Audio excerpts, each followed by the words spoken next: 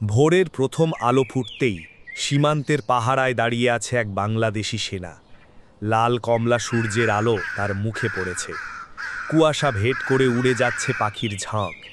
বুক ভরা দেশপ্রেমে দৃঢ় চোখে সে তাকিয়ে আছে।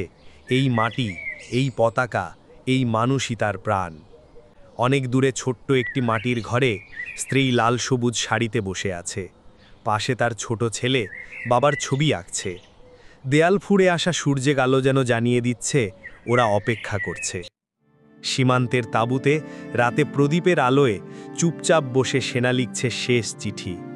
আমার জীবনের সব কিছু তোমাদের জন্য, আমার পরিবার ও আমার বাংলাদেশ। বাইরে তখন গুলির শব্দ শোনা যাচ্ছে, আকাশ লাল হয়ে উঠছে।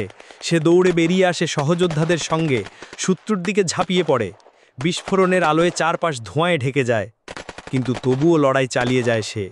গুলিবিদ্ধ হলেও থামে না, রক্ত ঝরতে ঝরতে শেষবারের মতো ট্রিগারে চাপ দেয়। অবশেষে মাটিতে লুটিয়ে পড়ে, কিন্তু কাঁপা হাতে পকেট থেকে বের করে আনে সেই চিঠি।